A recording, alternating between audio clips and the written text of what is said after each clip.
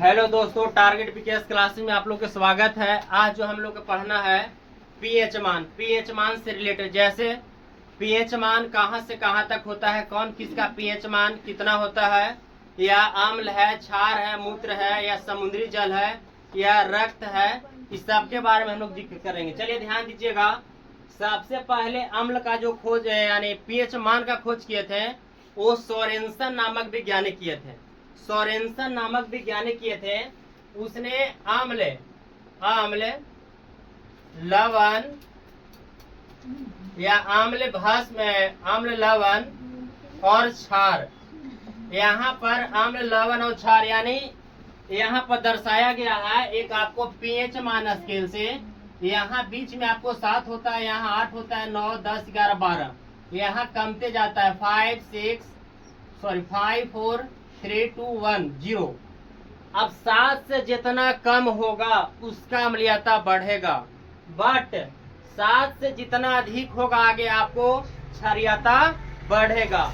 और जो आपको कॉस्ट यानी बीच में रहेगा वो आपको क्या होगा, लवण। लवण के पीएच मान 7 होता है। बट ध्यान दीजिएगा, हम लोग क्या स्टार्टिंग पॉइंट है रक्त यानी खून या ब्लड, इसका पीएच मान होता है 7.4। मिट्टी का पीएच मान होता है आपको 6, मिट्टी का पीएच मान होता है 7। ये आपको क्या है, मिट्टी लवण है। 7 से अधिक है यानी समझिए कि आपको ब्लड जो है क्षार के रूप में है, बढ़ रहा है आपको 7 से अधिक। नींबू का पीएच मान 2.2 से 2.4 यानी समझिए नींबू आपको 2 से 4 रुपया मिलता है तो उसका पीएच मान हो जाएगा 2.2 से 2.8। इसके बाद बैटरी का पीएच मान होता है 1, बैटरी का 1। और टमाटर जो आपको है, टमाटर का पीएच मान कितना होता है, यानी 4.4 देता है, कहीं पर 5 भी देता है आपको।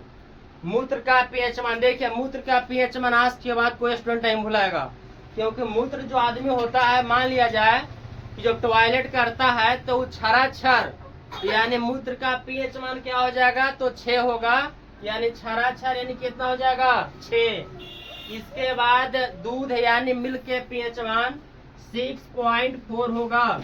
इसके बाद जल, जल एक लवण है भाई, तो जल का पीएच मान क्या होगा, तो 7 होगा। इसके बाद समुद्री जल, समुद्री जल का पीएच मान 8.8 यानी 7 से अधिक होगा तो वह क्या होगा, क्षारीय होगा। इसके बाद अम्ल, अम्ल के 7 से अभी जस्ट हम बताएं क्या होगा, कम होगा। इसके बाद लवण के क्या होगा, आपको 7 होगा।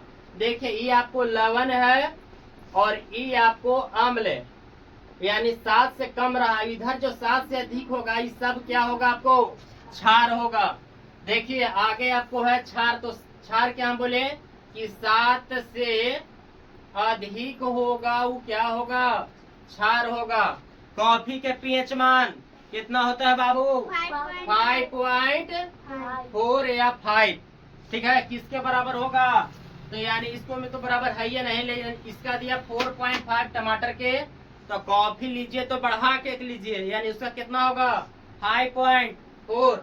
शराब का पीएच मान 8 बोलिए 2 कितना होता है, 8 होता है, ठीक है।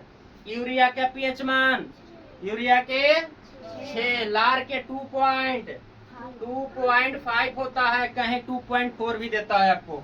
आंसू का बाबू, आंसू का कितना होता है, 3 होता है, आंसू का 3। यानी समझिए कि जब हम लोग आंसू अगर गिरता है या रुलाई आता है तो वो आंसू जैसे ही थोड़ा सुन मुंह में अगर जाता है तो कैसा लगता है, नुनछा टाइप के लगता है, तो समझिए वो क्या होगा, तो भाई मेरे अम्ल ऐसा लगेगा, यानी 7 से क्या हो रहा है, कम। चलिए अब आप लोग सब विद्यार्थी लोग बताएंगे, बताइएगा रक्त के पीएच मान 7.4, मिट्टी का 7, नींबू का 2.2 से 2.4, बैटरी का 8, टमाटर का 4.5, मूत्र का 6, दूध का 6.4, जल का 7, समुद्री जल का 8.4, अम्ल का 7 से कम, लवण का 7, क्षार का 7 से अधिक, कॉफी का 5.4, शराब का 2. और यूरिया का 6, लार का 2.5, आंसू का 6, बट आप लोग एक और बताइएगा कि आपको जो पीएच मान को खोज किए थे उनका नाम क्या है, बताइए। उनका नाम है सोरेनसन। क्या नाम है? सोरेनसन। बाबू बताइए आप लोग, 7 से अगर कम होगा तो उसका अम्लीयता बढ़ेगा कि घटेगा?